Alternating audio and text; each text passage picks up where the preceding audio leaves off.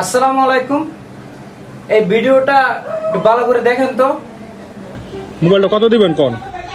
কইলাম তো দাদা। মানে আপনি কোন মোবাইলটা কত দিবেন আপনি কোন? মানে এটা লাইটিংটা নষ্ট, মানে লাইটিংটা মানে হ্যাং হয়ে থাকে। আপনি কত টাকা দিবেন এটা কোন?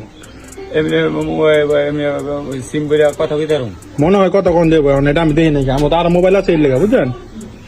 দেন এমনি তো আল্লাহ দিলে আল্লাহ দিছে দিয়ে দিলে গরিব এখন কত টাকা দিবেন এটা কোন? হ্যাঁ, 300 টাকা দিবেন? ধর ভাই, এটা কোন কত করে?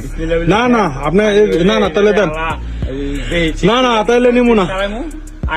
না আপনি পাই 500 টাকা হইলে দেন, নাইলে নাই। 500 টাকা দাদা, তাহলে দিয়ে দেন, থাকবে। 500 টাকা কই নিব না দাদা।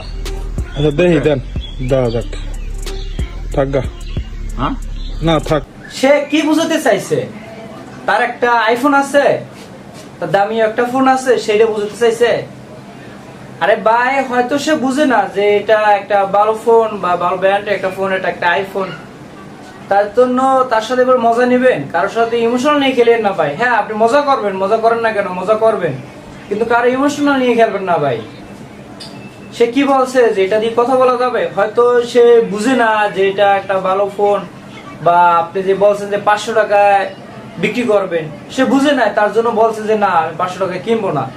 একটা কি ভাই, কারো মনে কষ্ট দিন না, মজা করবেন করেন, কিন্তু মজার উছিলায় কারো মনে কষ্ট দিন না ভাই। এই ধরনের ভিডিও করা বা এই ধরনের ফাজলামি করা, এই ধরনের মজা করা, এটা কিন্তু ঠিক না। এতে আল্লাহও কষ্ট পায়, বুঝছেন?